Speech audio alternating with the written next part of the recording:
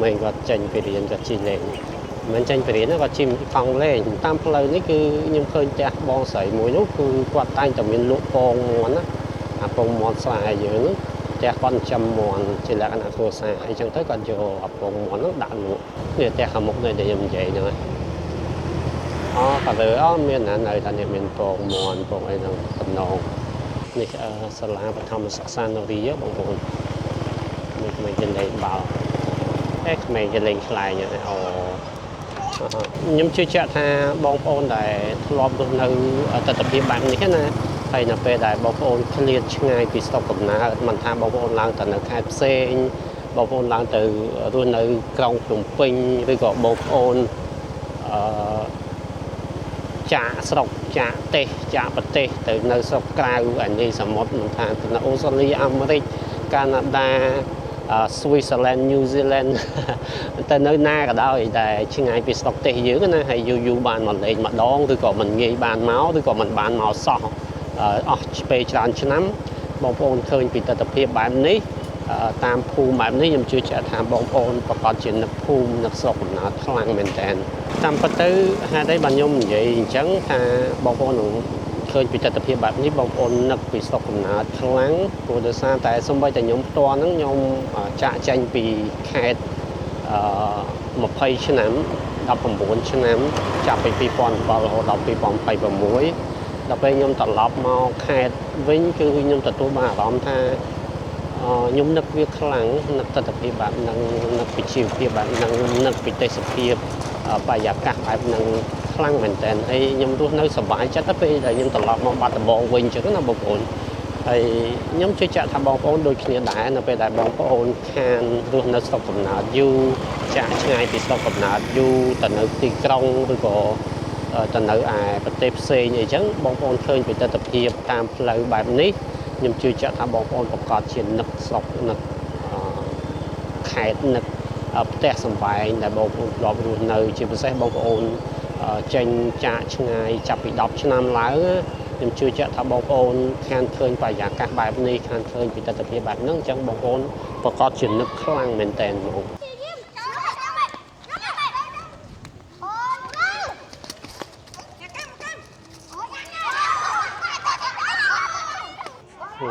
បាំង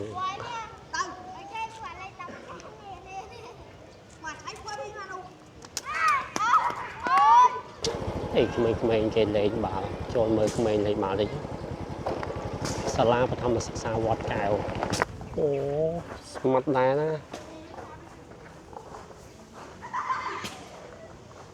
កូនស្រីកែផងកូនស្រីកែលេងចឹងណាគឺប៉ុន្តែជើងគេមិនជារៀងពាក់ហើយជើងគេរៀងអត់ពាក់ឯង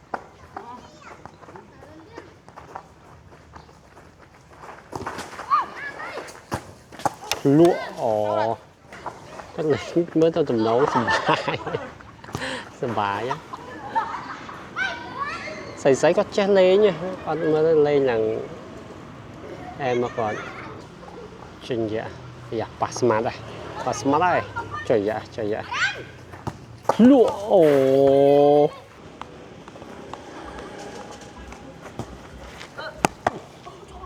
បាទសួស្តីសូមស្វាគមន៍មកកាន់វីដេអូថ្មីហើយវីដេអូមួយនេះគឺខ្ញុំថតតចេញពីវីដេអូភាគមុនឬក៏វីដេអូคลิปមុនដោយឥឡូវនេះគឺខ្ញុំស្ថិតនៅលើផ្លូវជាតិលេខ5ដែលធ្វើដំណើរឆ្ពោះចូលទៅក្រុងបាត់ដំបងហ្មងផ្លូវនេះណាបងប្អូនតែនៅក្នុងវីដេអូនេះខ្ញុំជិះអត់ចូលក្រុងទេខ្ញុំនឹងជិះទៅ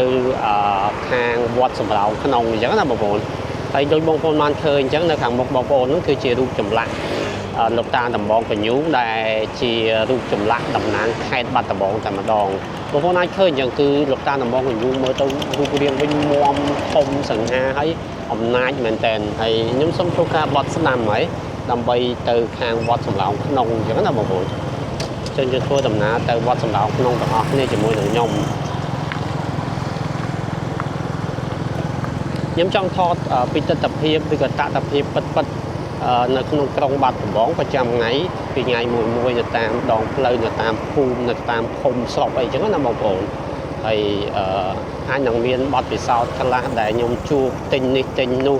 ចូលទៅជែកលេងជាមួយនឹងអ្នកនេះឬក៏អ្នកនោះអីចឹងណាវាអាចចាប់ទុកថាជា vlog នៅតាមខេត្តនៅក្នុងខេត្តឬក៏ជា vlog តាមភូមិ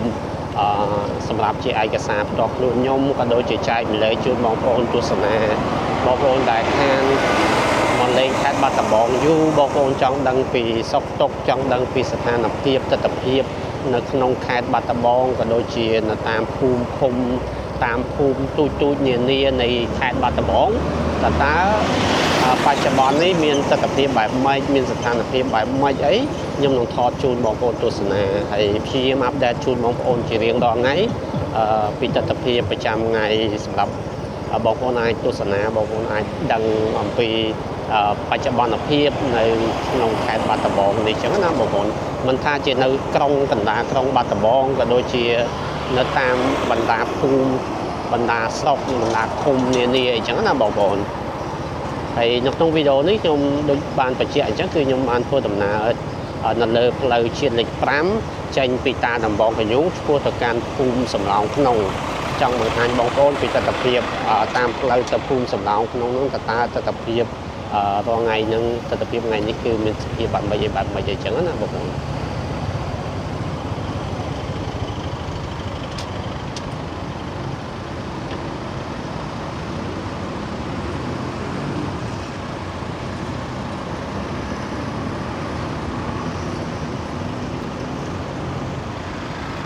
នៅកន្លែង stop នេះបើសិនជាបងប្អូនចង់ទៅវត្តសំឡោងក្នុងបងប្អូនអាចមានជម្រើសពីរដែរគឺបងប្អូនអាចទៅដល់ stop ហ្នឹងបងប្អូនបត់ស្ដាំក៏បានបងប្អូនទៅត្រង់ក៏បានប៉ុន្តែសម្រាប់ខ្ញុំអត់ទៅត្រង់ទេខ្ញុំនឹងធ្វើការបត់ស្ដាំ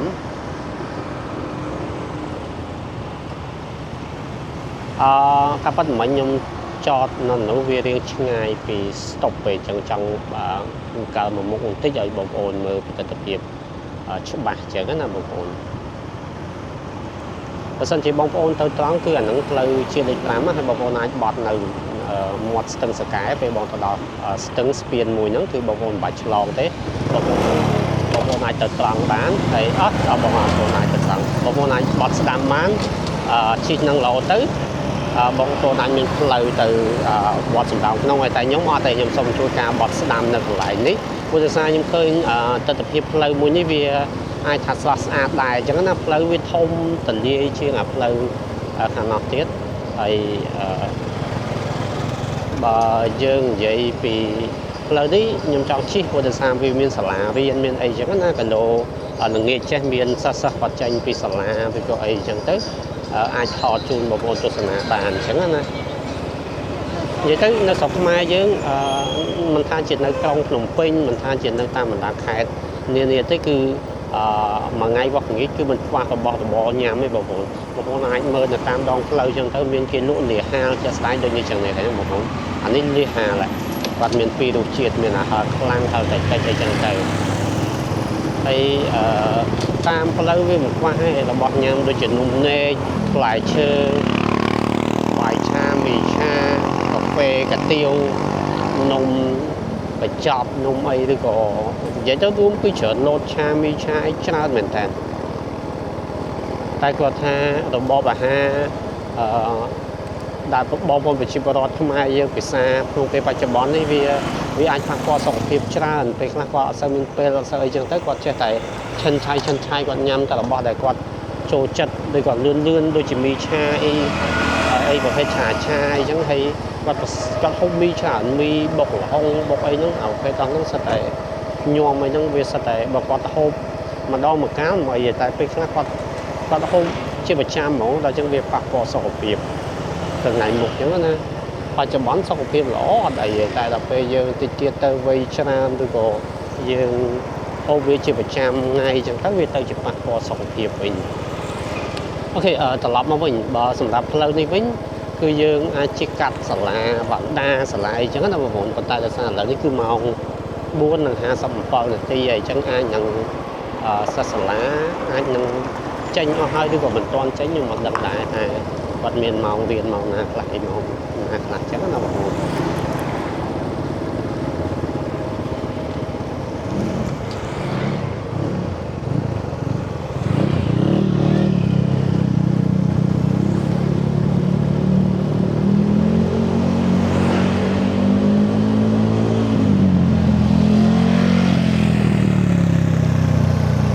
ក្នុងវីដេអូនេះខ្ញុំនឹងនាំនិយាយទៅខ្ញុំនឹងនាំបងប្អូនជូនបងប្អូនទៅមើលវត្តពីរវត្តគឺទី1គឺវត្តសំរោងក្នុងទី2គឺវត្តនៅហ្មងហើយបើសិនជាយើងសល់ពេលយើងមានពេលខ្ញុំនឹងបន្តជូនបងប្អូនទៅមើលពីទំនប់សាលាតាអនណាបងប្អូនទំនប់សាលាតាអនគឺជាទំនប់ស្ទាក់ទឹកមួយគឺចំណោមទំនប់ស្ទាក់ទឹកដទៃផ្សេងទៀតនៅខេត្តបាត់ដំបងព្រោះទំនប់ទឹកស្ទាក់ទឹកនៅខេត្តបាត់ដំបងមានរហូតដល់ទៅ3ទំនប់កុហតទំនប់សេកសក់ឬក៏គេហៅថាសមុទ្រទឹកសាបហ្នឹងហើយនឹងទី3ហ្នឹងគឺទំនប់សាលាតាអននឹងឯងនេះបណ្ដានៅស្ដាំដៃខ្ញុំសាលាបណ្ដាអូស្ងាត់ហ្នឹងគេអត់រៀនទៅដល់ថ្ងៃពុទ្ធឬក៏សិស្សចេញអស់មកទៅ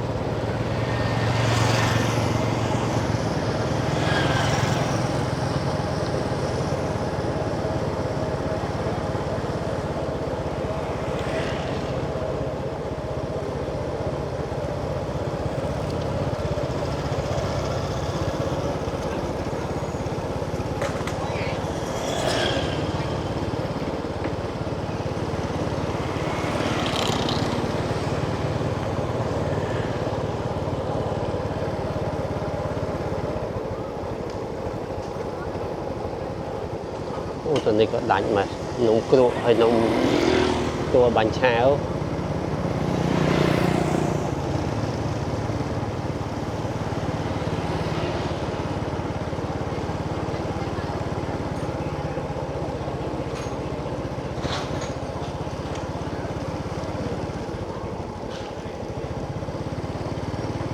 អានេះយើងបត់ឡើងទៅរកមាត់ស្ទឹងវិញហើយយើងជិះទៅជួបផ្លូវដែលខ្ញុំប្រាប់ផ្លូវជាលេខ5នោះ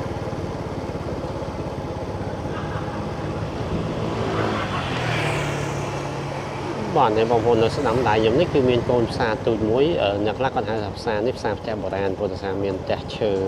ខ្មែរយើងដែលគាត់លក់អីវ៉ាន់នៅខាងក្រោមផ្ទះហ្នឹងហ្មង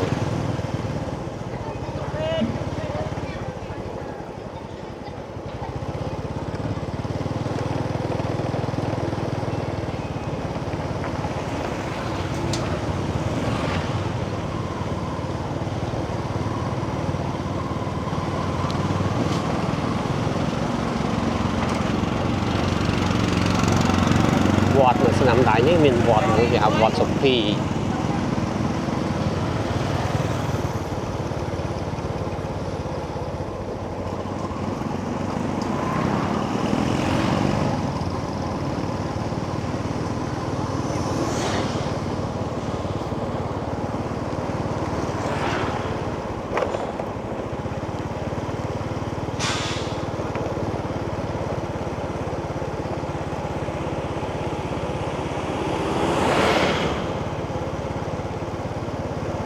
និយាយទៅនេះគឺគេរាប់ចាប់ទុកថានៅក្នុងក្រុងបាត់ដំបងប៉ុន្តែគាត់ថាវាចាប់ដើមចូលទៅចាប់ដើមងាកទៅខាងវាជាក្រុងណាបងប្អូន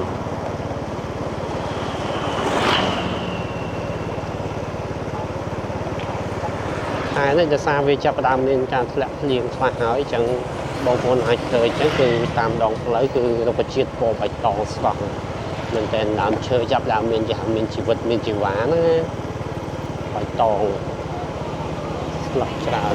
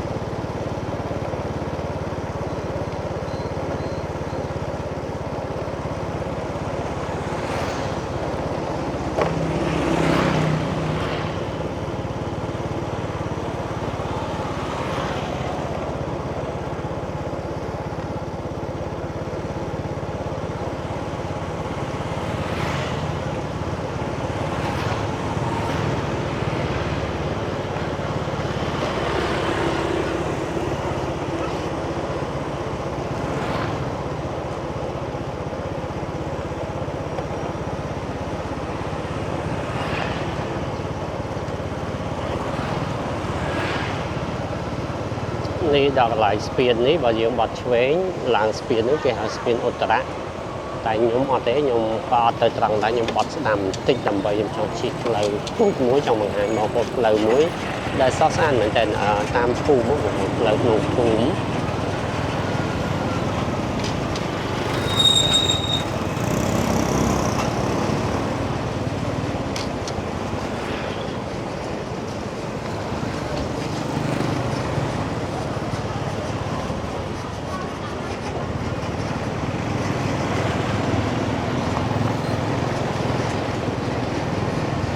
ខ្ញុំសូមធ្វើការបត់ឆ្វេងបន្តិច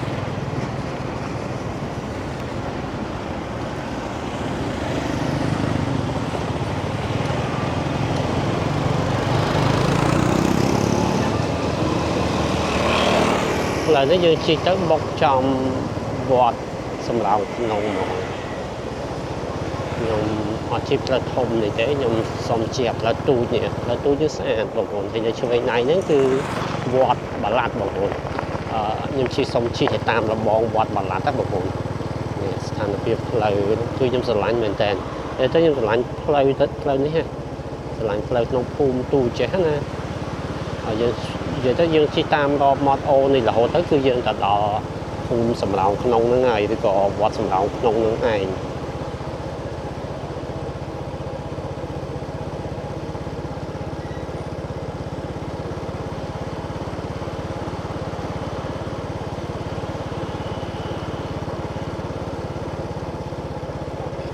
ក្មេងៗគាត់ចេញពីរៀនគាត់ជិះលេងមិនចេញពីរៀនណាគាត់ជិះកង់លេងនិយាយខុសគាត់ចេញពីរៀននៅក្នុងតាមផ្លូវនេះគឺខ្ញុំឃើញផ្ទះបងស្រីមួយនោះគឺគាត់តែងតែមានលក់ពងមាន់ណាអាពងមាន់ស្រែយើងផ្ទះគាត់ចិញ្ចឹមមាន់ជាលក្ខណៈគ្រួសារអីចឹងទៅគាត់យកអាពងមាន់នោះដាក់លក់ទំនងណានិយាយទៅមានចេកមានអីតិចតួចនៅរបស់ដែលគាត់មានហ្នឹងគឺគាត់នេះមកកន្លែងនេះកន្លែងគេធ្វើនំបោះដុំ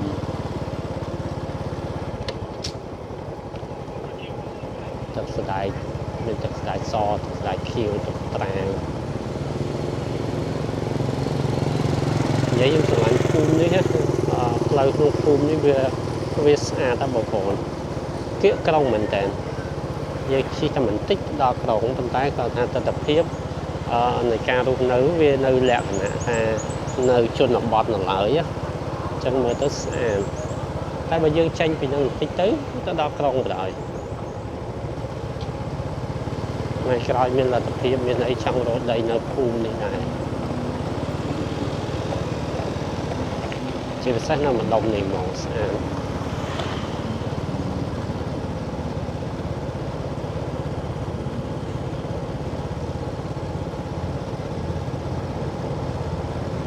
នេះផ្ទះខាងមុខនេះដែលខ្ញុំនិយាយហ្នឹង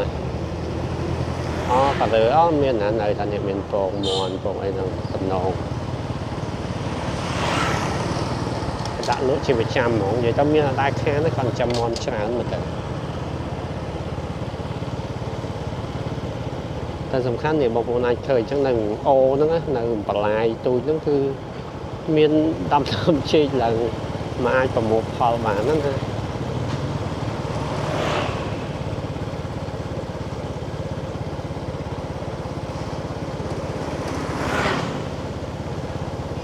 ខ្ញុំមានបញ្ហាកាពះអញ្ចឹងដល់ពេលយើងជិះហើយតើលាក់អីតិចតួចអីរៀងហូបឆ្អែតទៅលាក់អីទៅវារៀងធ្វើទុកកាពះអត់ស្រួលអួលនេះនៅកន្លែងនេះមានអ៊ំស្រីគាត់ជៀនចេកលក់ចេកជៀនណាតែល្អហើយដល់អូននៅសល់មិននំមានចេកមានដឡូអីចឹងទៅនេះសាលាបឋមសិក្សានរីបងប្អូនមិនគេលេងបាល់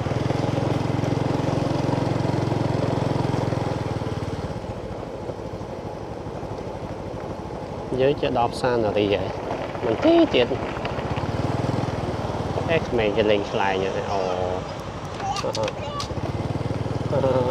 ខ្ញុំពីក្មេងចូលចិត្តលេងខ្លែងចេះធ្វើខ្លួនឯង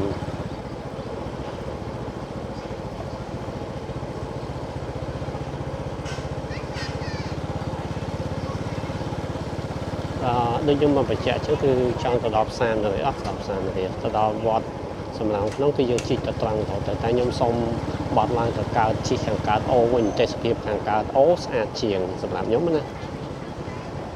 នេះផ្សារនរាបងប្អូនបត់ឆ្វេងឡើងទៅគឺផ្សារនរានេះកន្លែងនេះគឺគាត់គាត់លក់ដូរអីតិចតួចអញ្ចឹងណា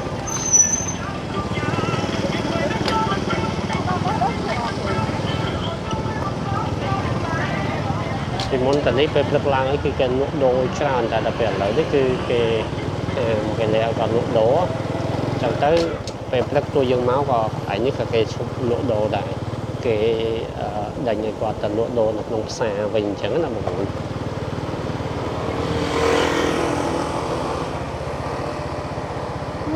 មិញដុតអីនេះដុតសម្រាមឡើងទំនងពាក់មួកថ្នោតខ្មែរស្រឡាញ់ណា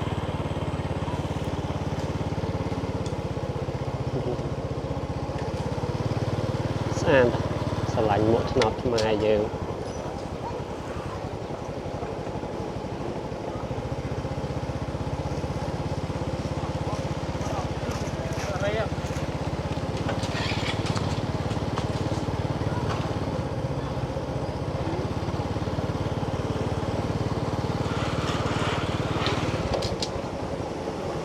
ផ្លូវនេះបងប្អូនខ្ញុំជឿជាក់ថាបងប្អូនដែលធ្លាប់រស់នៅទស្សនវិជ្ជាបែបនេះណាហើយនៅពេលដែលបងប្អូនឃ្លាតឆ្ងាយពីស្រុកកំណើតមិនថាបងប្អូនឡើងទៅនៅខេត្តផ្សេងបងប្អូនឡើងទៅរស់នៅក្រុងភ្នំពេញឬក៏បងប្អូនចាក់ស្រុកចាក់ទេសចាក់ប្រទេសទៅនៅស្រុកក្រៅអានេះសមុទ្រមិនថាទៅនៅអូស្ត្រាលីអាមេរិកកាណាដា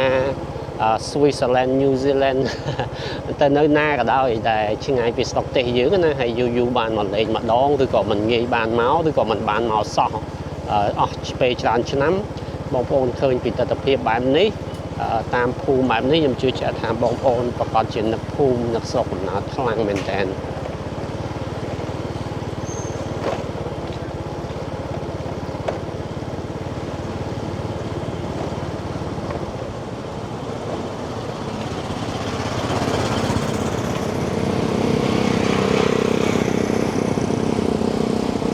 តាមពិតទៅហេតុអីបានខ្ញុំនិយាយអញ្ចឹងថាបងប្អូននឹងឃើញពីទស្សនវិជ្ជាបែបនេះបងប្អូននឹកពីស្រុកកំណើតខ្លាំងព្រោះដោយសារតែសូម្បីតែខ្ញុំផ្ទាល់ហ្នឹងខ្ញុំចាក់ចេញពីខេត្ត20ឆ្នាំ19ឆ្នាំចាប់ពី2007រហូតដល់2026ដល់ពេលខ្ញុំត្រឡប់មកខេត្តវិញគឺខ្ញុំទទួលបានអារម្មណ៍ថាខ្ញុំនឹកវាខ្លាំងនឹកទស្សនវិជ្ជាបែបហ្នឹងនឹកពីជីវភាពបែបហ្នឹងនឹកពីទេសភាពបរិយាកាសបែបហ្នឹងខ្លាំងមែនតើហើយខ្ញុំរស់នៅសុបាយចិត្តទៅពេលដែលខ្ញុំត្រឡប់មកបាត់ដំបងវិញអញ្ចឹងណាបងប្អូនហើយខ្ញុំជឿជាក់ថាបងប្អូនដូចគ្នាដែរនៅពេលដែលបងប្អូនខានរស់នៅស្រុកកំណើតយូរចាក់ឆ្ងាយពីស្រុកកំណើតយូរទៅនៅទីក្រុងឬក៏ទៅនៅឯប្រទេសផ្សេងអីចឹងបងប្អូនឃើញពីទស្សនវិជ្ជាតាមផ្លូវបែបនេះខ្ញុំជឿជាក់ថាបងប្អូនប្រកាសជានឹកស្រុកនឹកខេត្តនឹកផ្ទះសម្បែងដែលបងប្អូនធ្លាប់រស់នៅជាពិសេសបងប្អូនចេញចាកឆ្ងាយចាប់ពី10ឆ្នាំឡើងខ្ញុំជឿជាក់ថាបងប្អូនខានឃើញបរិយាកាសបែបនេះខានឃើញពីទស្សនវិជ្ជាបែបហ្នឹងអញ្ចឹងបងប្អូនប្រកាសជានឹកខ្លាំងមែនតើបង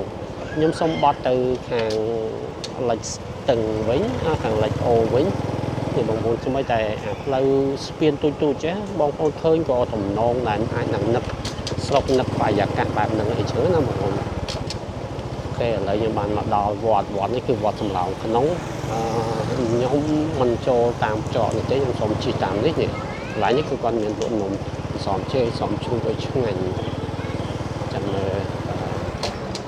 ចាំខ្ញុំត្រឡប់មកវិញអាចទិញច្រកយកទៅផ្ទះខ្លះអញ្ចឹងណាបងប្អូននិយាយទៅបើយើងនិយាយពីមុខវត្តសំឡោងក្នុងនេះគឺបងប្អូនអាចឃើញគឺគាត់មានលក់កន្លែងច្រើនព្រោះនៅវត្តសំឡោងក្នុងនេះក៏គាត់ធ្វើកន្លែងថ្មីស្រស់ដែលបងប្អូនអាចមកទិញភាសាឆ្ងាញ់មែនតើថ្មីនេះខ្ញុំនឹងបត់ចូលវត្តតាមច្រកនេះសូមដោះមួកទីសិនតែខ្ញុំពាក់មួក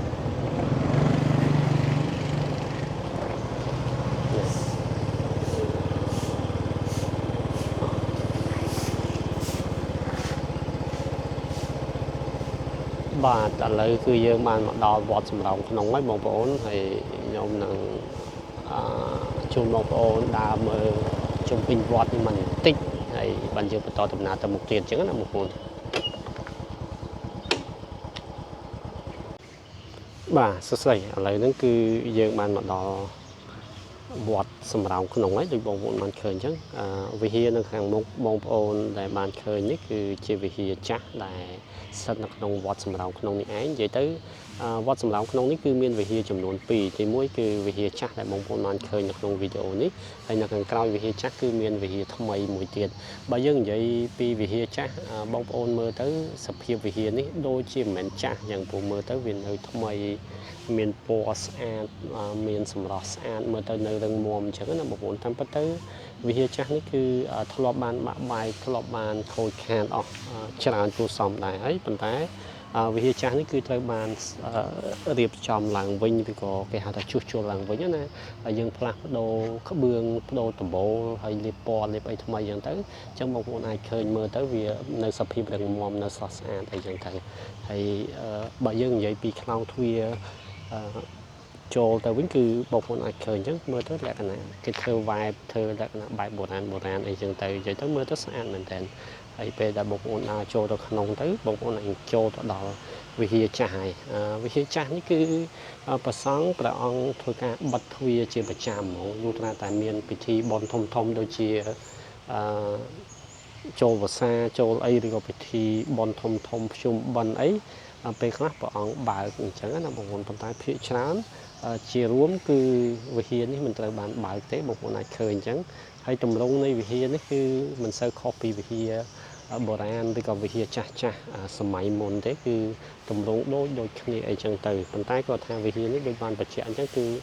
មើលទៅសភាពវាហាក់បីដូចជានៅរឹងមាំមើលទៅនៅថ្មីអញ្ចឹងណាព្រោះដោយសារតែវិហារនេះត្រូវបានជួសជុលឡើងវិញអញ្ចឹងហើយបានមើលទៅគឺនៅថ្មីនៅស្រស់ស្អាតអញ្ចឹងណាបងប្អូននេះកាលខ្ញុំដើរជូនបងប្អូនមើលមកជុំវិហារនេះសិនហើយបន្ទាប់មកខ្ញុំដើរនៅខាងក្នុងវិញម្ដងអញ្ចឹងណាបងប្អូន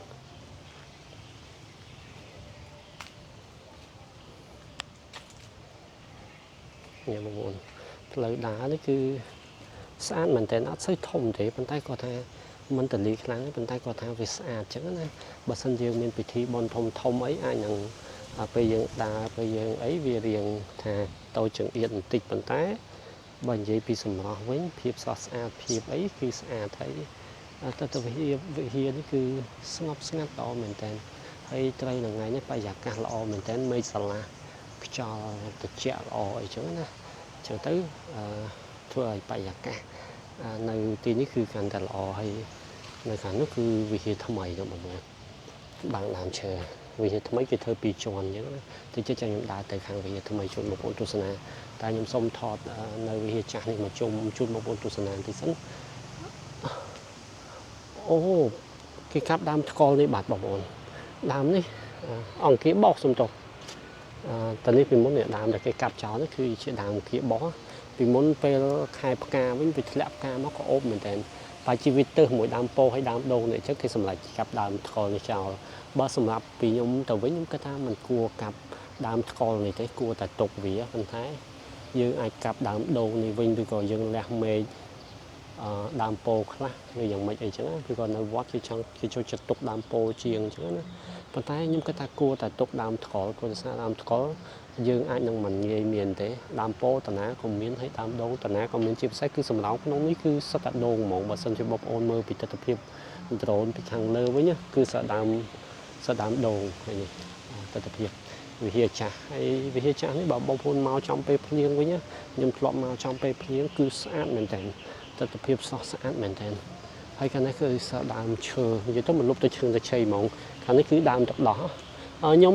តែងតែនិយាយថាដើមទឹកដោះគោខ្ញុំពីក្មេងខ្ញុំទ្រលាប់ហៅវាដើមទឹកដោះគោប៉ុន្តែចាំពិតទៅគឺគួរតែដើមទឹកដោះតែទេអត់មានពាក្យប្រើពាក្យគោទេខ្ញុំជួយចិត្តផ្លែទឹកដោះហ្នឹងតែនេះគឺយើងដើរបានមកជុំឯងបងប្អូននេះដល់កន្លែងច្រកចូលវិញឥឡូវតោះខ្ញុំជួយបងប្អូនទៅ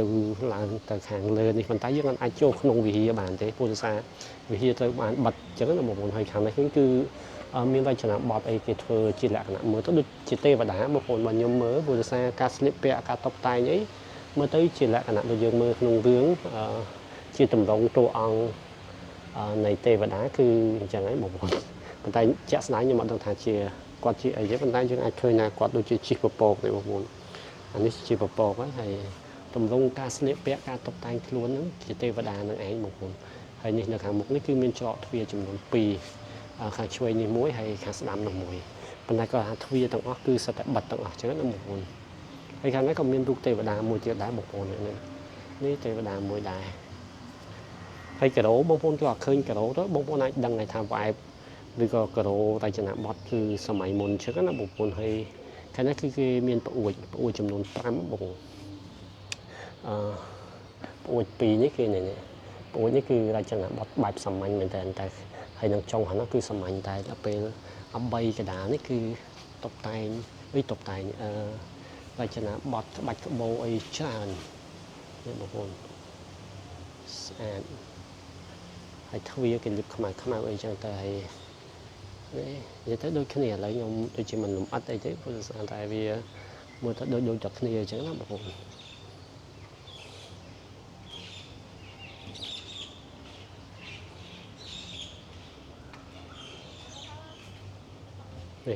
ខាងនេះគឺនៅខាងលិចឬខាងក្រោយនេះគឺមានទ្វារ2ដែរបងប្អូននេះហើយខ្ញុំភ្លេចបញ្ជាក់បងប្អូននៅខាងមុខនៃព្រះវិហារហ្នឹងគឺមានស្ទូប៉ាឬក៏ចាដីចំនួន2តែនៅខាងក្រៅនេះគឺមានតែមួយទេខាងនេះអត់មានទេនេះមានតែខាងនេះតោះខ្ញុំដើរជួបបងប្អូនទៅមើលវិហារថ្មីតិចព្រោះខាងណាយើងនិយាយថាវិហារចាស់ប្រកបណាជាមានវិហារថ្មីអញ្ចឹងណាហើយនៅខាងមុខនេះគឺគេមានតោណាបងប្អូនតោមានតែមួយចំហៀងទេតោខាងនេះខាងណាអត់មានទេបើជាវាចាស់ទៅខូចខាតអញ្ចឹងណាបែកបាក់អញ្ចឹងទៅគេលែងមានហើយនេះគឺជាព្រះវិហារថ្មីគឺធំជាងព្រះវិហារចាស់ច្រើនដង 3-4 ដងបងប្អូនមើលទៅធំសម្បើហ្មងគេធ្វើ2ជាន់បងប្អូននេះគេធ្វើមានថ្នាក់មានធ្នើមានចដាលឡើងទៅលើអីចឹងណានិយាយទៅគឺអត់ធ្វើផ្ទាល់ដីទេបើខាងអស់គឺគេធ្វើទៀបស្មើផ្ទាល់ដីតែវាថ្មីនេះគឺនេះបងប្អូនគឺគេធ្វើឡើងធំហើយមានចដាលយើងអាចឡើងបានហើយឡើងបានពាក់កណ្ដាលគឺគេមានធ្វើកូនស្តាស់ទូចមួយគេដាក់ឈូកឲ្យចំកូនត្រីអីចឹងណាតែនៅតែមានអ្នកបោះសម្រាមខ្ញុំអត់យល់អធិស្ឋានខ្ញុំប្រើពាក្យឈូកក៏បន្តត្រូវផលិតនេះបងប្អូនខ្លះហៅថាហ្នឹងថារំចង់ហើយអាទូចនោះថាផលិតវិញតែបើសម្រាប់ខ្ញុំខាងខ្ញុំវិញយើងហៅអានេះផលិតអានេះធំនេះហើយអាទូចល្អិតយើងហៅរំចង់វិញអញ្ចឹងណាបច្រាស់គ្នានេះខាងនេះក៏ដូចគ្នាដែរព្រះវិហារគឺបិទដូចគ្នានេះព្រះវិហារថ្មីបងប្អូនក៏មើលតែទ្វារចូលទៅគឺធំមែនតើយើងមានទ្វារ3 1 2 3នៅកណ្ដាលគឺជាទ្វារដែលធំជាងគេហើយនៅគៀនគឺទ្វារទូចទេអូយនិយាយទៅត្រជាក់ស្រួលឡើងដល់លើនេះហើយនៅជ្រុងមួយគឺគេធ្វើលក្ខណៈដូចប្រាសាទដូចសំណង់អគារដែរនេះបងប្អូនអាចឃើញអញ្ចឹងគឺមានដាក់តម្កល់រូបព្រះពុទ្ធបដិមាមួយអង្គចូលបរិញ្ញាបត្រហើយមានរូបចម្លាក់លោកអីចឹងទៅច្រើនអង្គអីចឹងទៅអូនៅក្នុងព្រះវិហារលោកសូត្រមុនបងប្អូននេះមានអ្នកបោសសម្រាមប៉ុន្តែគាត់ថាគាត់ឈប់បោហើយគាត់ចូលទៅស្ដាប់ធម៌សិននេះព្រះអង្គសូត្រធម៌តែខ្ញុំសុំមិនចូលថតទេកុំឲ្យរំខានព្រះអង្គ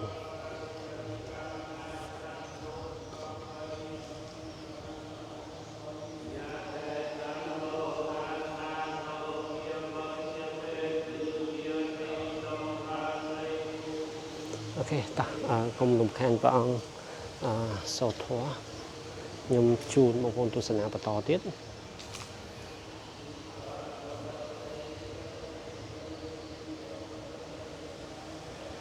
ហើយនេះបងប្អូននៅជ្រុងខាងនេះវិញក៏មានជាភាសាទូចមួយដូចគ្នាដែលដាក់តម្កល់ព្រះពុទ្ធដែរព្រះពុទ្ធរូបដែរតែព្រះអង្គពុទ្ធរូបនេះដូចជានៅក្រោមដើមពោ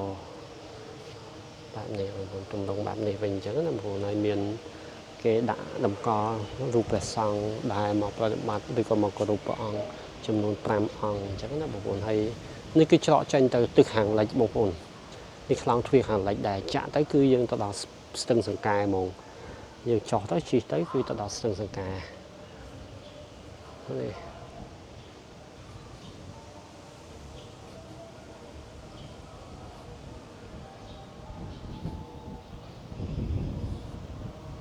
นี่ในขณะคือในช่วงหันก็มีภาษาตูดมวยด้วยนี้อย่าtới buôn trông nó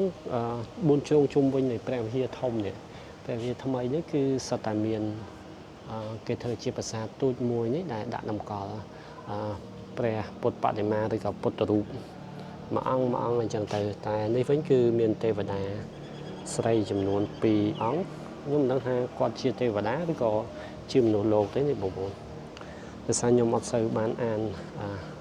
เรื่องประวัติประปดหรือก็ยังใหญ่แท้แปลไตรใบดอยจังยังอัศวินดังก้นชายตูดมวยไอ้ช่วงพันธุ์ก็มีโดยนี้นะเนี่ยดากิจกายก็มองชายปลุกตัวปลาเอาประสังนะขณะคือมีเพลย์ช็อตโดยนี้บางคนไอ้ช็อตตัวกราวแต่ยังมีช็อตปีเพลย์ได้ยมลายมาจังนะบางคนนี่บางคนนี่คือมีนประสานตูดมวยได้ในช่วงแข่งการเชียงของตะบงในขณะก็คือด่าตำกอรูปปตรูปได้เนี่ยบางคนไปรถประองเนี่ยไปประองประโสดไปประองในมนผมเป่าจำพีนะบางคน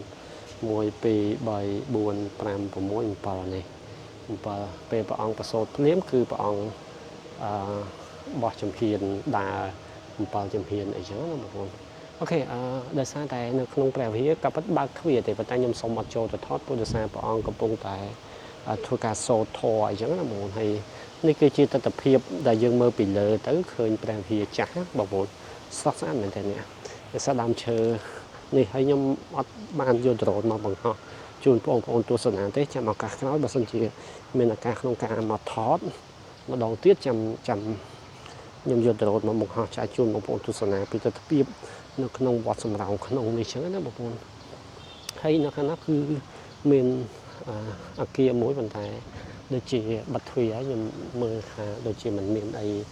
ปิดใส่แดดกูแต่ด่าแต่ทอดให้ช่างยมลมหลงสมลมหลงให้ยมด่าตามนี่ไอ้นักขนมวัดก็เมียนการโลดโดไอติดตัวด่านมในไอติดตัวให้เพศเจไอจังนั้นนะผู้ประสานพระองค์ก็เจอการชันเพศเจไอจังแต่ให้นี่เหมือนอย่างไรด่าđể cho mình chạy giốngคือด่าcái hai cái ông kia bỏ lại bật sân sinh một chật riêng thả ông kia bỏ ơi ôn ơi tì nà ông kia bỏ ơi ôn ơi tì nà ô cái nàyคือcho anh đúng cái này trong khối vậy này tôi chỉ miếng ấy bọc pa mà chứ mà tôi chỉ miếng ấy thỏi bọc pa lần lọc bờ trong bạn một tổ tục chào nó màจะสะอาดทั้งในบัตรบอกสวัสดิภาพจังนะแต่ตกเจ้าเป็นอย่างนี้ดังจังmình có tầm mô sầm làm hay có tạ đập chào còn ở sầm làm bình năng bề chớ nó bằng ngón nằm to này tại vì mình nó tại vì chắc hay nhưng mà bắt to làm na bị vọt sầm làm không lấy chua tất cả vọt phân ở mỏng chỉ mà to vọt phân ở đó bằng ngón nhưng mà tranh tam phơi để những cho màu mình đây mà to này là tục chào mình hay bây giờ vậy piในช่วงขังการเชียงขังเชิงในประเทศบางคนอาจเคยมีสตูปามวยหรือก็ยังอย่างถ้าใช้ได้หรือก็ภาษาตูดมวยเนี่ยภาษาตูดมวยนี่คือซอสำนังภาษานี่คือซอตั้งปัจจุบันยังก็ทำแบบเกสร้างซองละบาเนี่ยจะมวยยังประเทศทำไมเนี่ยบางคนนี่เนี่ยแต่สำนักดอกจุ่มจุดอ๋อบุคคลนี่ขายภาษาวิพลีอย่างเราบอกโอนจังtớiวิธีเอาสำนักสมโตถ้วยสมาร์ทถ้วยโกนบุกเชียดโกนเชอไอ้นั่นไปจำแล้วดอกทมเป็นหนึ่งจังดอกปอดจงเป็นหนึ่งจังนะเดี๋ยวtớiคือใดอันนี้ตัวโดยแกเลิกใดตัวโดยตะโบกจังให้แกสร้างซองภาษาตูดมวยหนังจังนะบอกเนี่ยใ ហើយគៀកនោះសិតតែចាក់ដីអីទេបងប្អូនតោះឥឡូវយើងបន្តដំណើរទៅខាងវត្តភ្នៅទៀត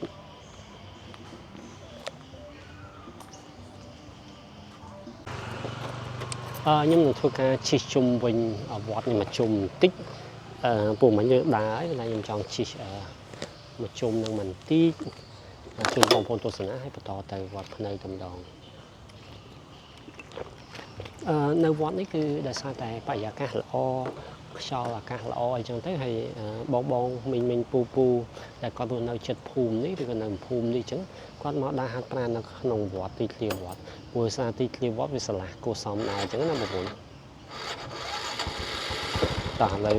ទៅមួយខ្ញុំយ៉ានិយាយទៅcleanមែនតើគឺនៅវត្តនេះគឺមានមីងបងស្រីគាត់ធ្វើការបោសសម្អាតទីធ្លាវត្តខ្ញុំមកដល់ណាក៏ឃើញមានពួកគាត់បោសសម្អាតវត្តដែរអញ្ចឹងស្រឡះល្អបោសទៅស្អាតល្អចឹងអញ្ចឹងនៅក្នុងវត្តនេះក៏មានស្រះធំមួយគួរសមដែរ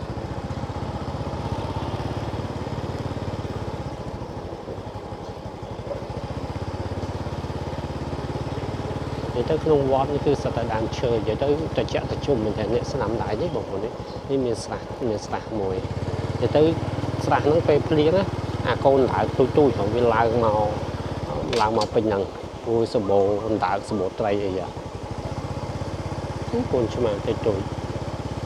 នេះបរិយាកាសនៅវត្តនេះក៏អែមដែរក៏ល្អដែរងាយចេះខ្យល់ត្រជាក់ទៅសៀកមកហើយវាត្រជាក់ផងវាអស់ថ្ងៃនៅពន្លឺតែវាអស់កម្ដៅអញ្ចឹងទៅដល់ពេលខ្យល់ខាងមកខ្យល់ត្រជាក់ស្រួលមែនតើ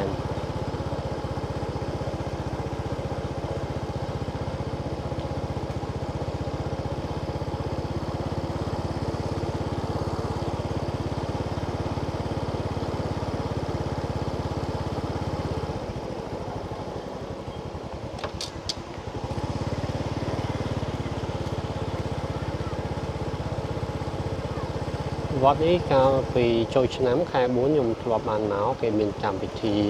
គេទៅបោះទៀនអូសប្បាយមែនតើទឹកធាក់បបោ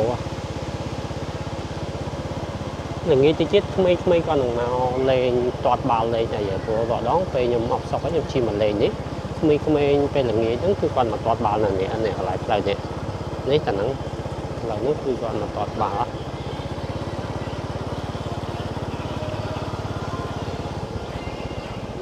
គេតោះឥឡូវយើងជិះបន្តទៅវត្តភ្នៅបន្តិចតោះឥឡូវយើងឡើងទៅលើផ្លូវវិញ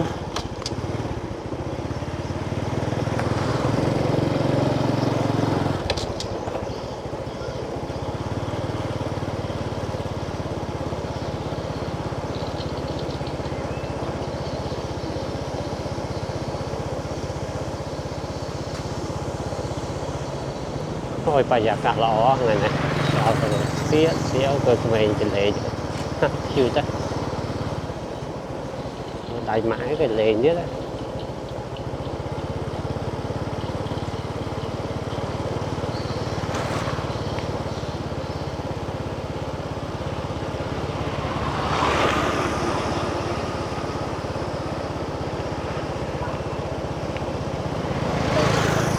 យ៉ាកន្លែងមួយជែកខ្ញុំចាប់តាមមានជែកវិញណា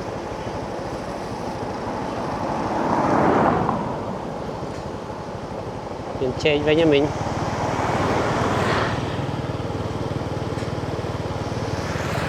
ផ្លូវនេះគឺសម្បូរដំណាំបងប្អូនខែស្វាយអញ្ចឹងក៏ដាក់លក់ស្វាយពីនៅខែមានដាក់លក់មានខែល្មុតដាក់លក់ល្មុតខែកលែនដាក់លក់កលែនព្រោះខ្ញុំពីមុនខ្ញុំមិនដែលដឹងថានៅភូមិសម្រោងក្នុងនេះសម្បូរដើមកលែនទេតែក្រោយមកមិនដឹងថាអូនៅសម្រោងក្នុងនេះសម្បូរកលែនមែនតើហើយនៅនេះគឺគេមានចំការនេះបងប្អូនចំការលម៉ើលោកអង្គញាសៀងណាំ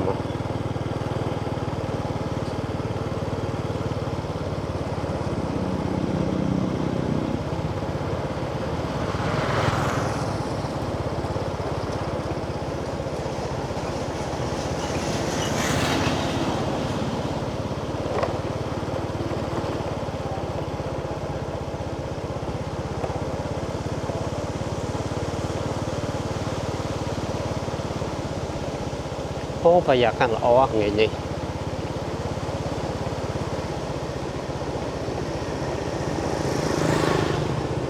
vật đặt đà này mà nhá bột cặp cả chiều pla hái cặp đàm bột và chỉ vô tạo chùm này cô và sớm mai em nó mình đàm bột nó dừng do chùm này cô xí á ta lấy lần là cái nơi cô xí chưa đắp sớm mai này của đặc biệtในการ chấm វាអាចខុសគ្នាអញ្ចឹងប្រែប្រួលនេះបងប្អូនវត្តនៅខាងមុខខ្ញុំនេះឬក៏វត្តនៅខាងមុខដែលបងប្អូនឃើញសំណង់ទ្វារធំមួយហ្នឹងនឹងគឺជាព្រះវិហារនៃវត្តនៅឯបងប្អូននៅវត្តនៅហ្នឹងគឺមានរូបចម្លាក់ស្អាតច្រើនមែនតើខ្ញុំនឹងចូលទៅក្នុងប៉ុន្តែខ្ញុំអាចនឹងមិនថតមកអីទេអត់ចង់បង្ហាញទស្សនវិជ្ជាខ្លះនៅក្នុងវត្តសម្រោងអត់នៅក្នុងវត្តនៅវត្តនៅនោះគាត់ថាទស្សនវិជ្ជានៅក្នុងវត្តនៅនោះមានទស្សនវិជ្ជាបែបម៉េចអញ្ចឹងណា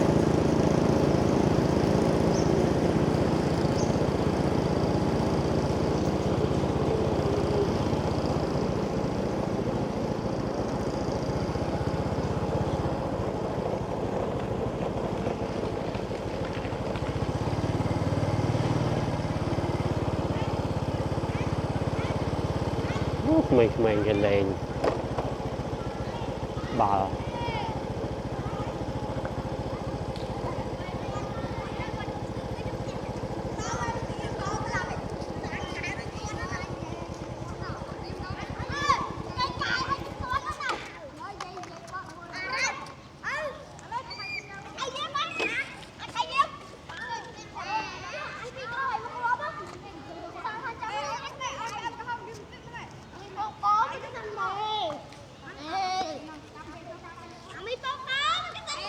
มันเอาชุบมือเขมรก็ตอดบานไปจ้ะ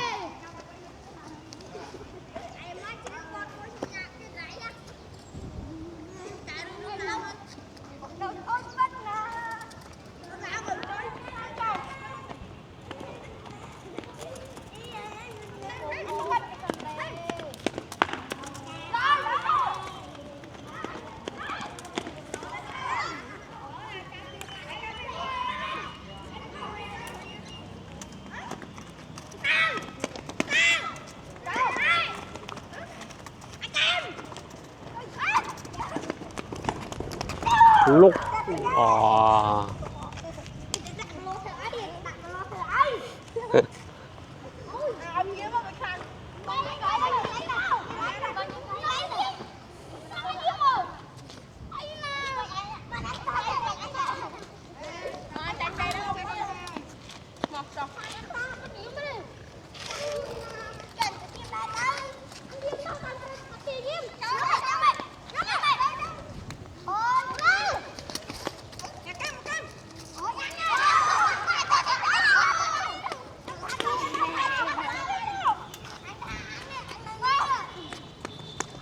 bà lại đấy cứ nhom là cái nông vật nữ bầu bầu này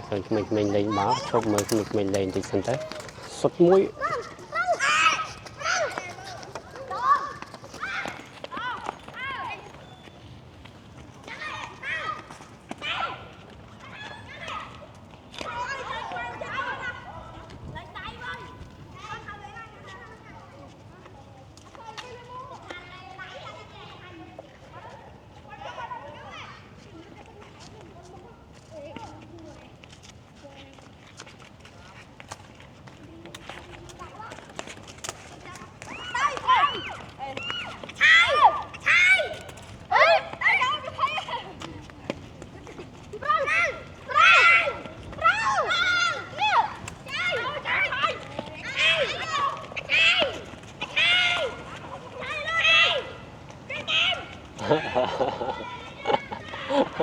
sao cái là coi cho nam á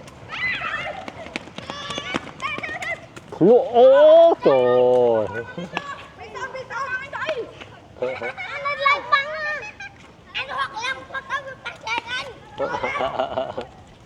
ồ nàng khó vô đó là cái tầng klein xem bao mà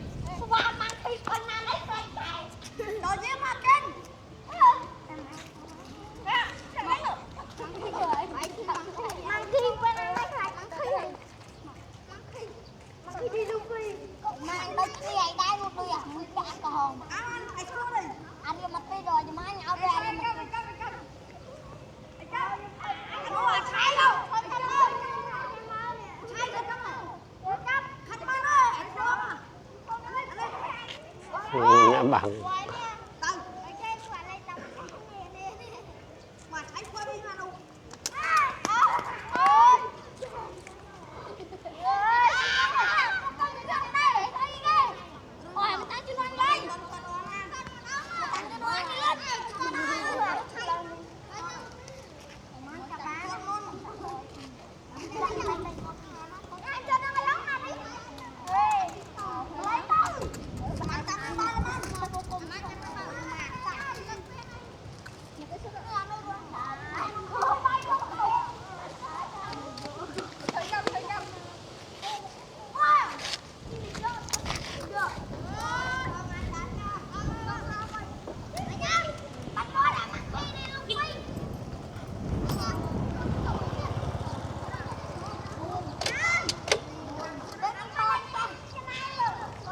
Ồ, nó cài vót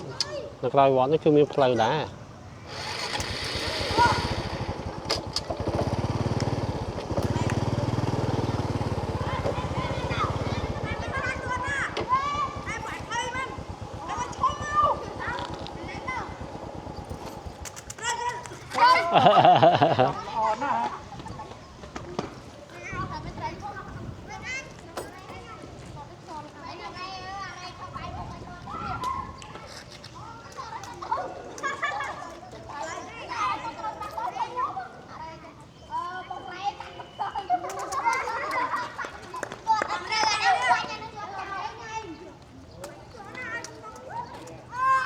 Dạ, nó mà cho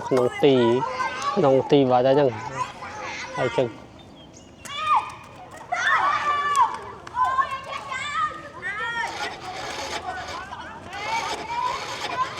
là làm tổ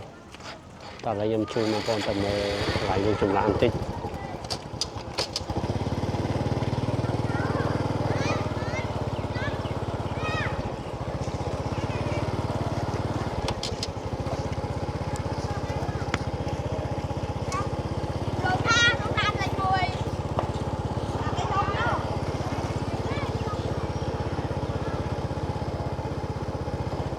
เนี่ยก็โดยวงประมาณเคยในหลายในชั้นคือตอนนี้คือส่วนสำหรับพวกมาอย่างไรcái thơ mìnhดูถึงหลายชั้นหลายหนึ่งเซอร์อย่างไรเนี่ยหลายเคยเนาะหลายหนึ่งเซอร์ทม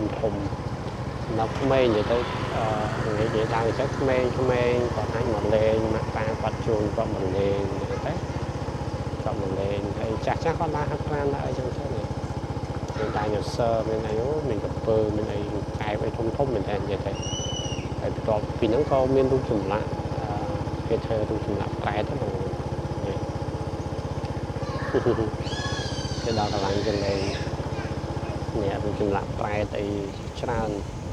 chẳng một môn này chơi nhớ từ ta lấy nhóm để sang tại màu đó nhất có chỉ can chun một ôn mới tru chẳngมีcác nhiều nông thôn mà chun một ôn tu sân này nơi bị overtop ở trong tại ngày nãy em xong chun một ôn từ tràn trở lại mà lại tịch trong tại chắc con đa hạt lan cho tới chụp mình còn lên là mình xuân trong tại cái trong trong chi cho cao hình tích rồi sao mấy những khơi những lời là vót là cao vót nên lời đại đây là ngày tới mà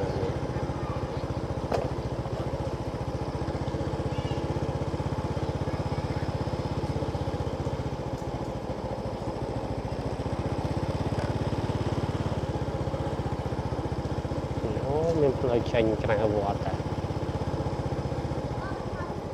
lời tranh cho cao tranh đó nào đây còn từ đầu vọt cao ba nè tranh tay mà chị con trai tôi mình đi còn từ vọt kèo từ vọt kèo một lời sáng tại từ vọt các bạn mà nhung chết đó sống từ lúc sáng đó này cả lấy nhung trong tranh từ tam đi mình từ vọt kéo tại nhưng mà chưa vọt kéo bao nhiêu nhung từ lúc sáng từ on vô mòn chắc nè tại trong chip lên nhìn tích vừa lên nhưng mà ai chỉ thế គេច្បាស់តែខ្ញុំមកនៅបាត់ដំបងបានមួយរយៈធំហើយ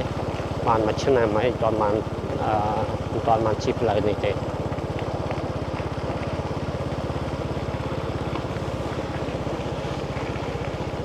បាទតែគេជាប់វត្តទំនងតែស្អាតផ្លូវនេះក៏ទំនងដែរបងប្អូន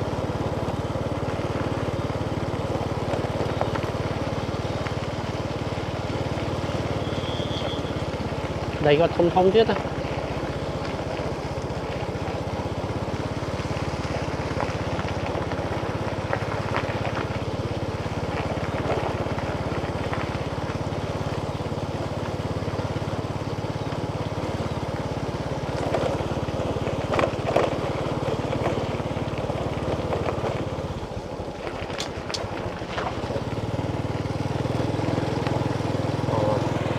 ផ្លូវនេះខ្ញុំធ្លាប់ជិះអានេះផ្លូវមាត់ស្ទឹងបងប្អូនផ្លូវមាត់ជាប់ស្ទឹងសង្កែផ្លូវខាងកើតនៃស្ទឹងសង្កែ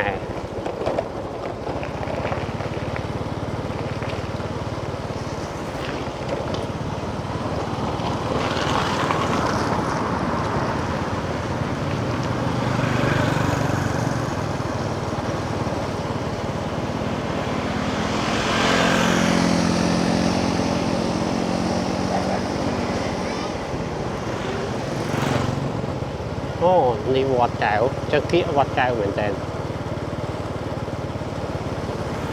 ដល់ខ្លងទ្វារវត្តកែវហើយ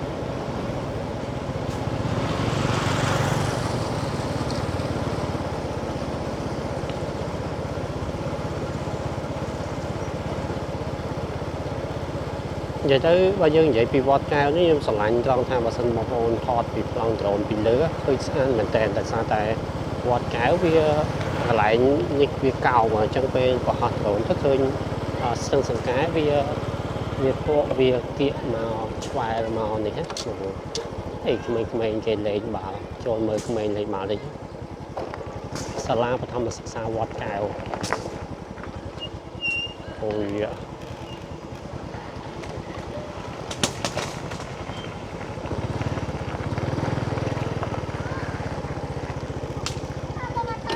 សកលក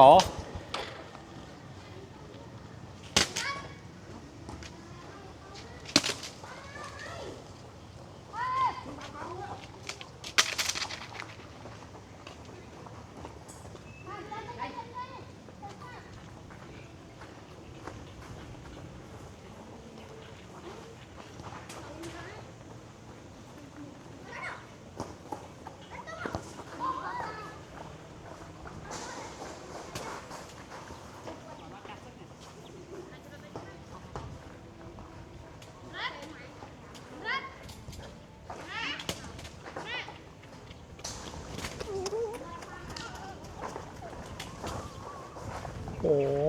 ស្មាត់ដែរណា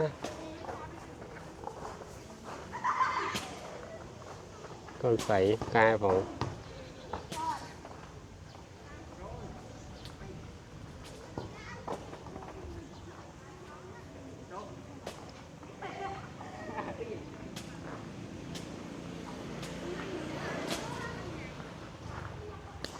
កូនស្រីកែលេងចឹងណាគឺប៉ុន្តែជើងគេមកជារៀងពាក់ហើយជើងគេរៀងអត់ពាក់ឯង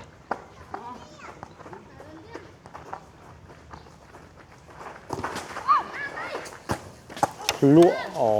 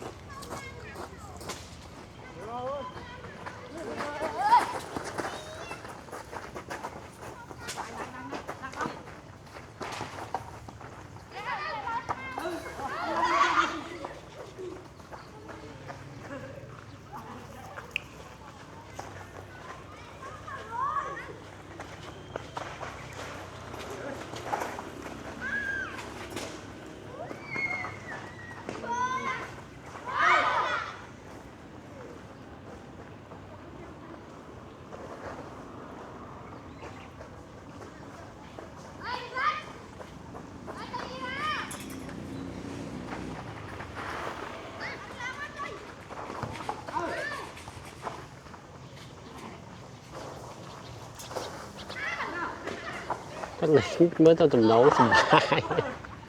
สบายáใส่có che lên nha con mới lên là em mà còn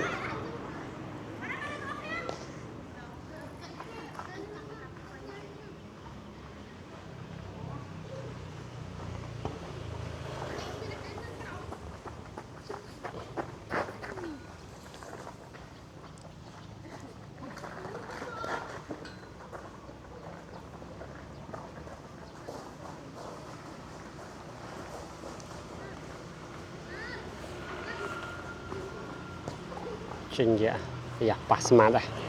đây trời dạ lụa ồ bắt cào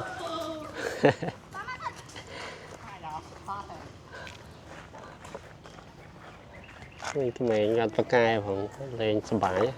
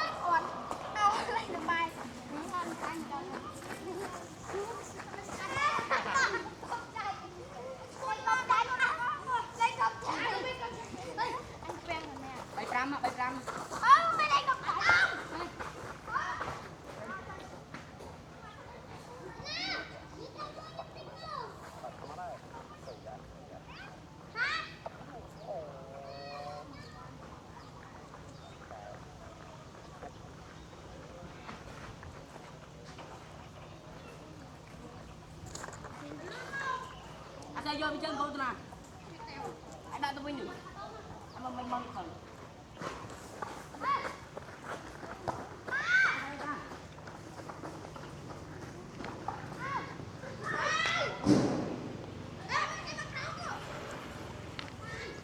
sbãi mà tay mày gọt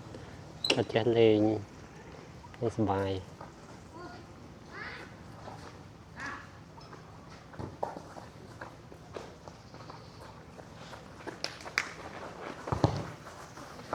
con giày nó có mới tới con hạt phải nó chảy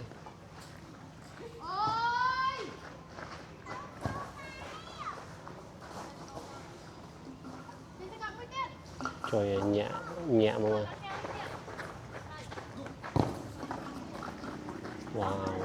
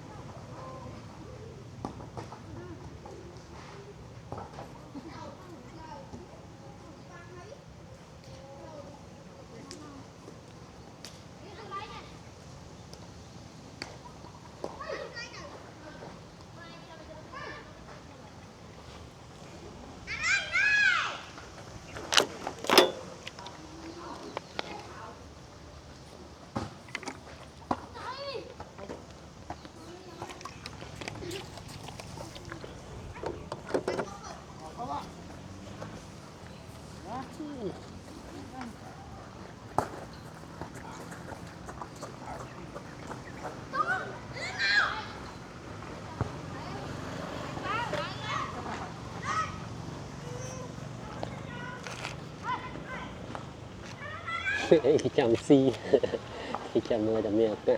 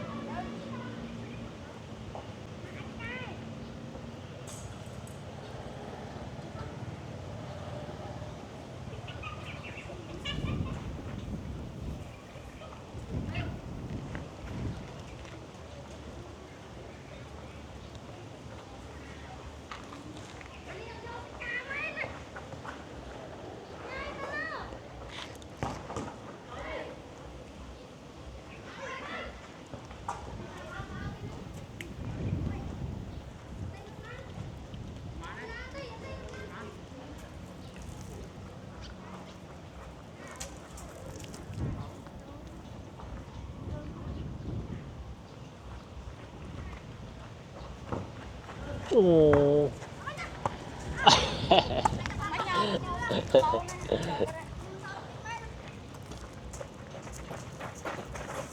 Ừ.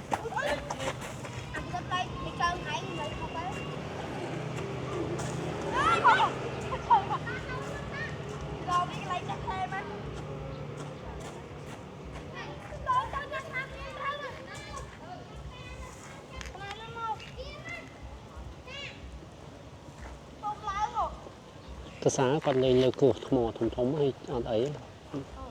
thì chớn có tập vẽ bạch trường này mình chơi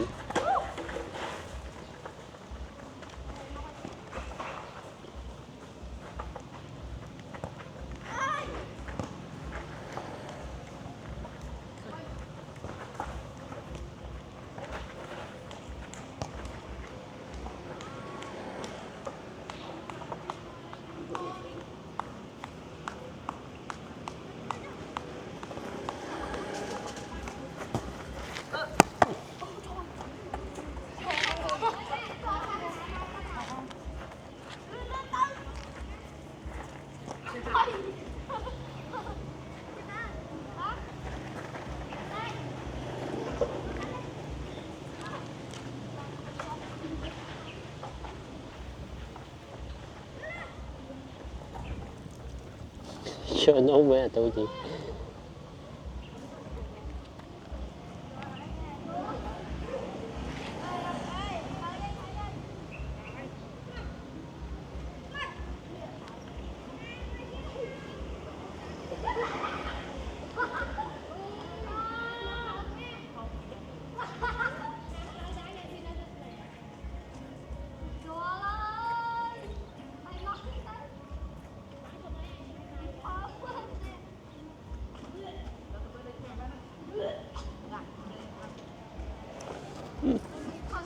chất này ta giờ tôi thôi tụi một chiếc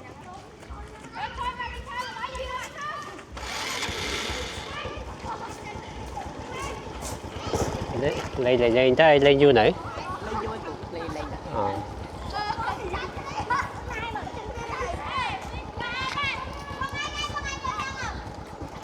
nãy chứ nè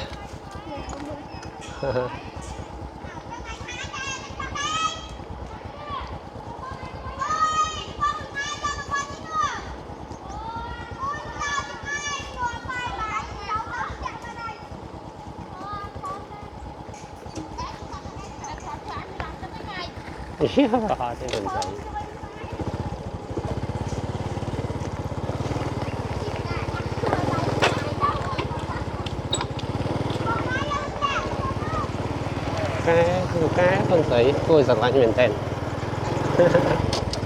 thì vọt cái bông bồn hoặc là giờ tao làm nào tao muốn tiền chỉ cho nhưng thọt là vách móng ai thọt tiền về video tiền về chỉ cho bông bồn vừa sang nhung trong thọt bây giờ tập hiệp nông phùm tam phùm chứ này chẳng trong chạy lấy bông bồn tôi sẽ bây giờ tập hiệp tam phùm tam ấy chẳng từ chẳng bông bồn anh mơ và sân bông bồn cho chân mơ tập hiệp tam phùm mấy ấu ảnh nhầm chia sẻ và tạ nông máu kịch phải nói đấy sọc ra hơi tránh nha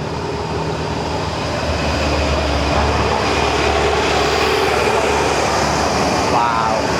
lươn trắng ra cái cho này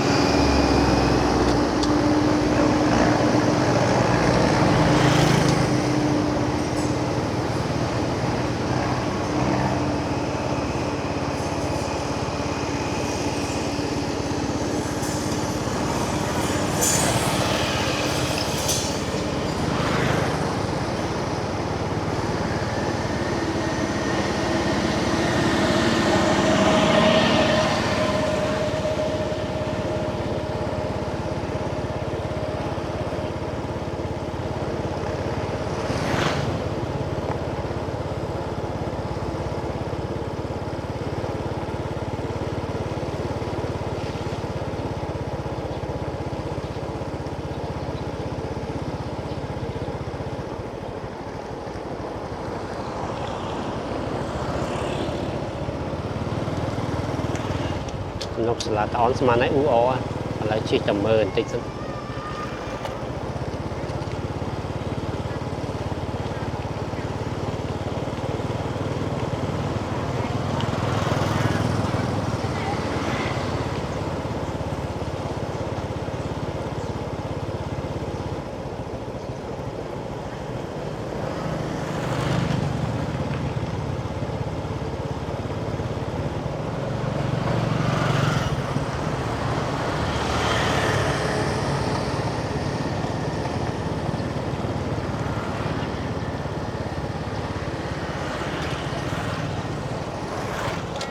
mấy cái còn nó bị chỉ cong nó cần sao vậy cả mấy cái mấy chỉ cong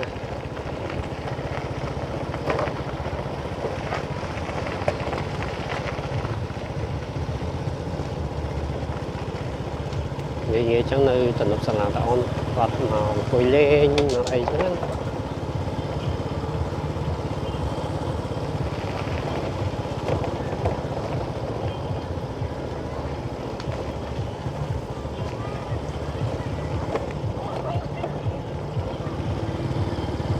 mấy con em đã tập em trả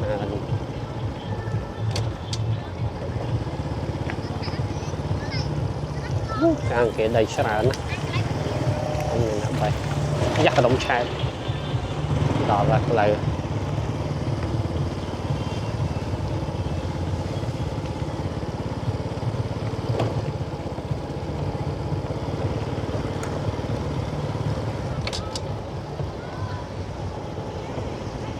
mấy trọt mà một công vậy đấy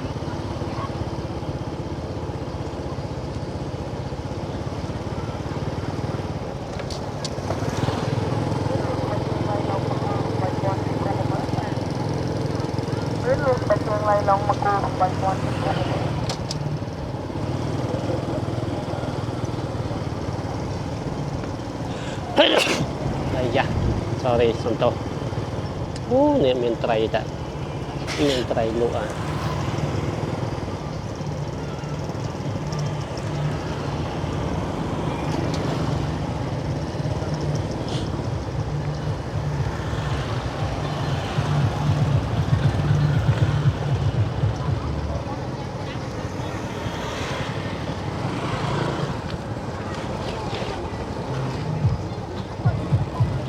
nó ú ó rồi này ở bên là bao sầm nàn vậy cái này mà này ồ sợ này ông coi picnic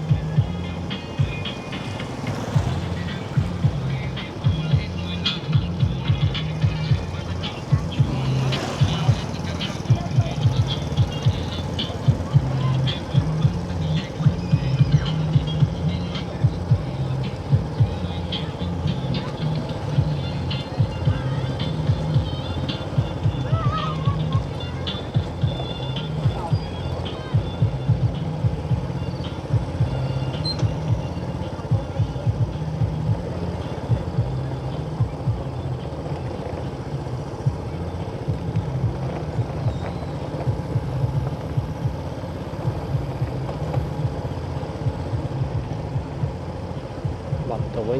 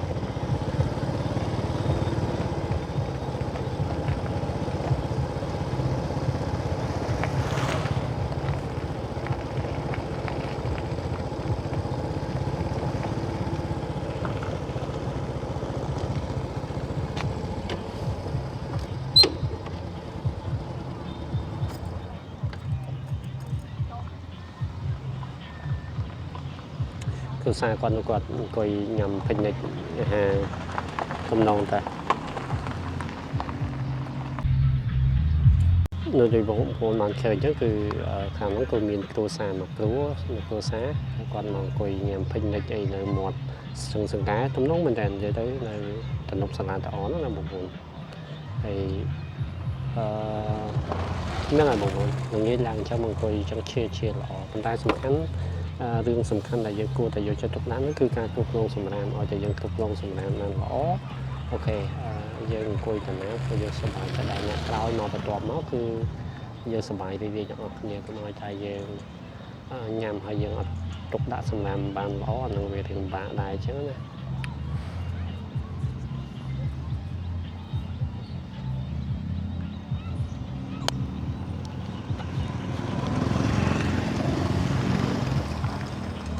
មេឃហ្នឹងគឺស្អាតមែនតើអ្នកបងប្អូននេះចាំមើលអញ្ចឹង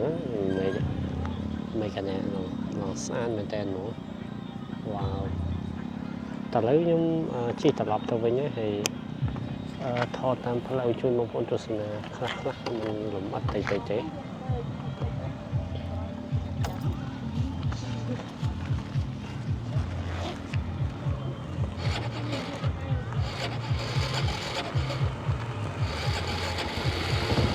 មកបកក្រោយទេខ្ញុំទៅតាមផ្លូវផ្សេងត្រឡប់ទៅផ្ទះវិញទៅក្រុងវិញក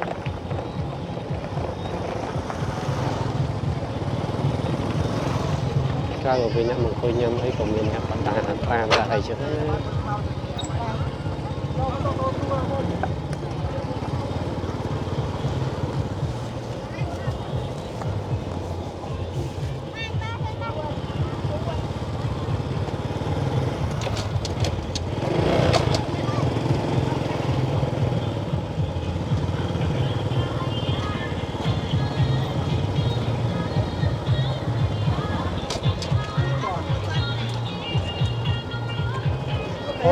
ខ្ញុំគិតថាល្ងាចជិះតាមសម្រោងក្នុងវិញទៅស្ពាបស្អាតជាងតោះឥឡូវយើងបកតាមផ្លូវវត្តសម្រាប់ក្នុងស្អាតទៅស្ពាបស្អាត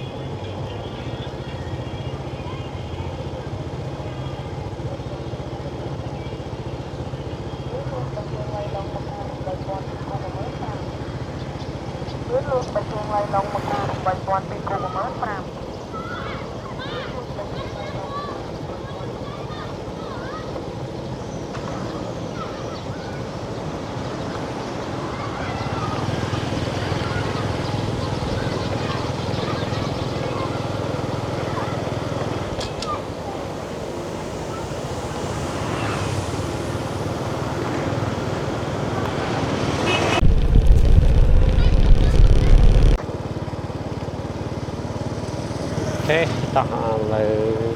នៅនេះគឺភូមិសំរោងក្នុងបងប្អូនអ្នកផ្លូវនេះគឺផ្លូវខាងកើតអូនៃភូមិសំរោងក្នុងហ្នឹងគឺខ្ញុំស្រឡាញ់ផ្លូវនេះមែនតើនិយាយទៅពេលល្ងាចអញ្ចឹងគឺជិះស្រស់ស្រាយមែនតើតែគាត់ថាស្មាននេះវារៀងពន្លឺវាធ្លាក់ចុះអញ្ចឹងអាចនឹងថតទៅរៀងល្ងិតបន្តិចដែរបងប្អូនតែបើយើងនិយាយពីទេសភាពតាមផ្លូវវិញអូស្អាតណាស់បងប្អូនអើយបើសិនជាបងប្អូនមកឃើញផ្ទាល់មកជិះផ្ទាល់គឺខ្ញុំគិតថាបងប្អូនក៏ទទួលបានអារម្មណ៍ដូចខ្ញុំនៅតែជាក់ស្រួលខ្យល់បក់ល្វើយហើយបងប្អូនអាចឃើញទេសភាពតាមផ្លូវចឹងគឺស្អាតមែនតើតែជាក់ស្រួលចិត្ត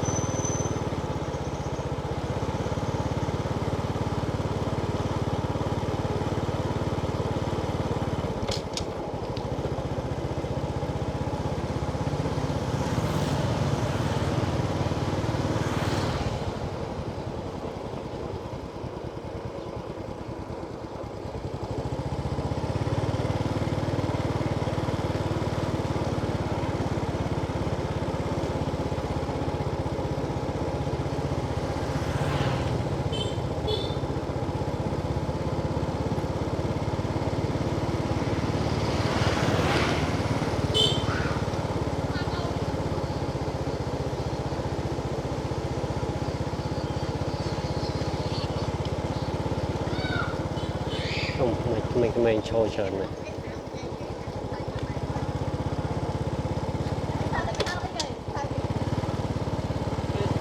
Vai đáy nó.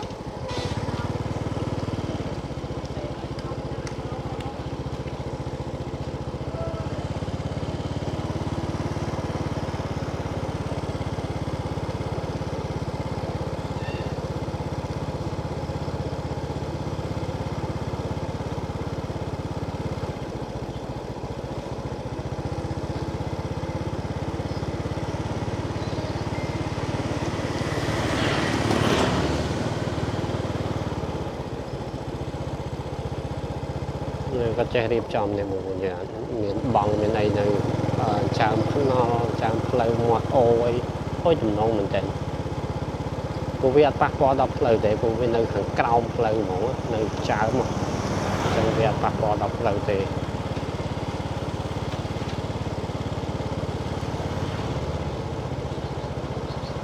cái nó clean nó có tầm áp lặng sáng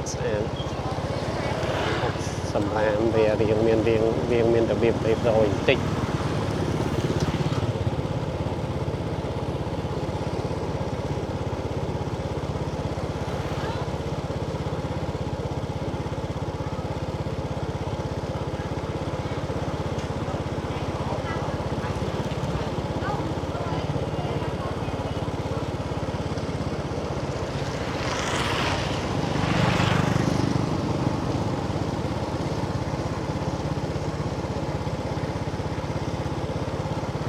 tới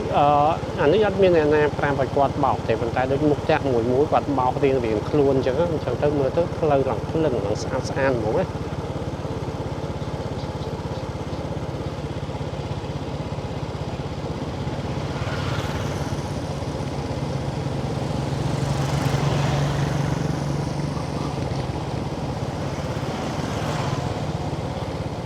ngạm chỉ ngồi để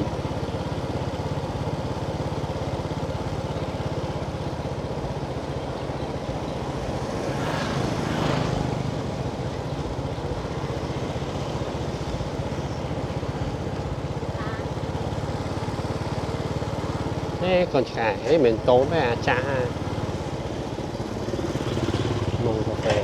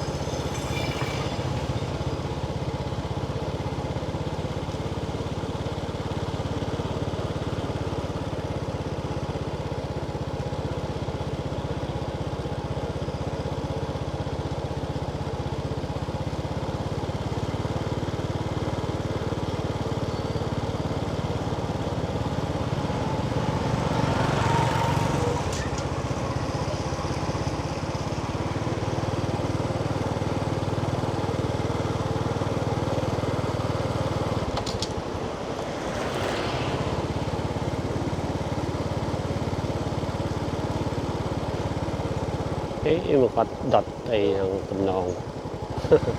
គាត់ដុតសម្អាតដូចនិយាយចឹងគឺនៅភូមិនេះគាត់ដូចមានកាតព្វកិច្ចរៀងខ្លួនមកក្នុងការសម្អាតផ្លូវមុខផ្ទះគាត់តែចឹងទៅវាធ្វើឲ្យផ្លូវជារួមវាស្អាតវា clean ហ្មងព្រោះមិនបាច់ចាំតាគាត់ទៅសម្អាតទៅណាឆ្ងាយតែគាត់សម្អាតតែមុខផ្ទះគាត់ទៅអ្នកក្បែរផ្ទះគាត់ហ្នឹងគាត់សម្អាតមុខផ្ទះគាត់ដែរចឹងទៅដល់ចឹងទៅវាទៅជាមួយសម្អាតមុខផ្ទះរៀងខ្លួនចឹងទៅវាស្អាត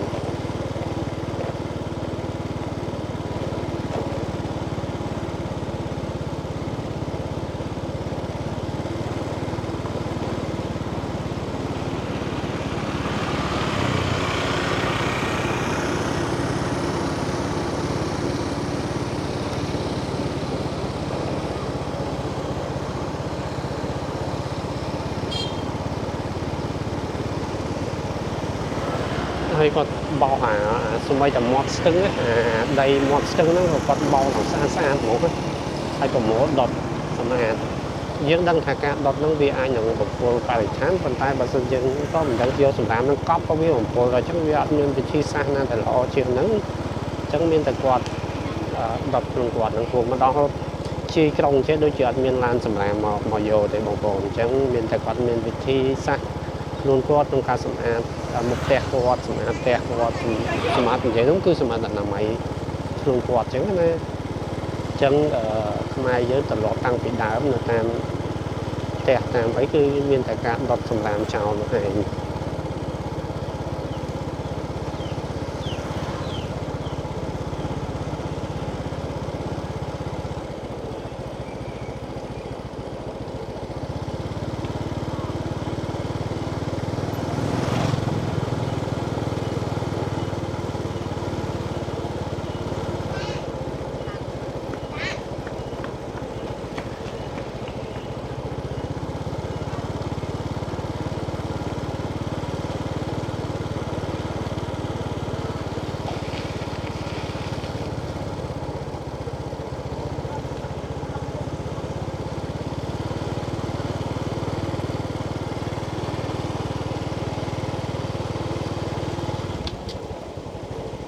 vô một còng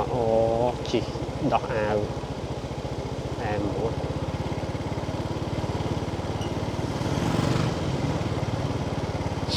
chỉ còn đã vậy chứ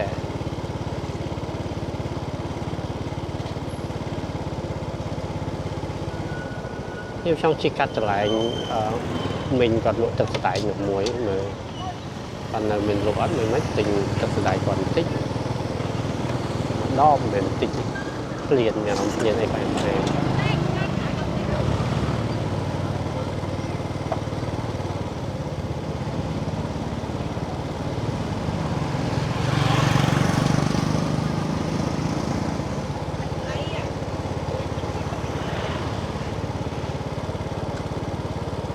thế cô nên là lên slide lại đó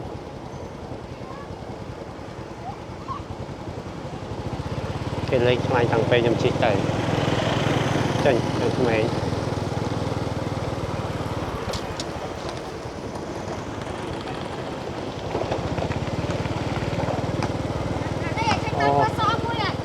nghĩa là mình lên ba lúc lại mà cầm non ta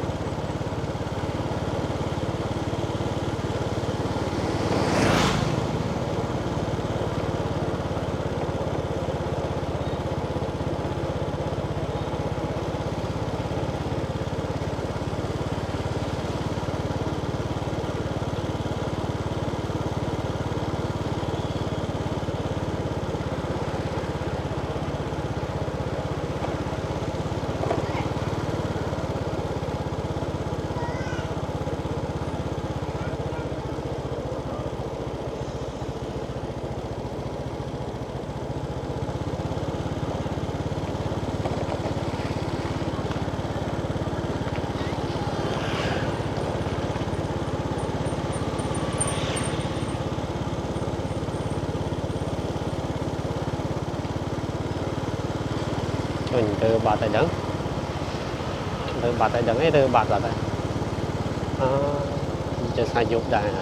เหนียวกว่านู้นเลยจุดนี้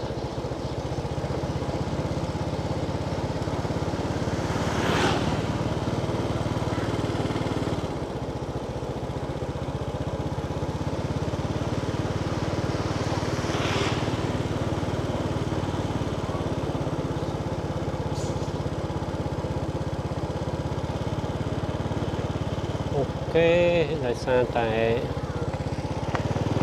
ที่ตามนี้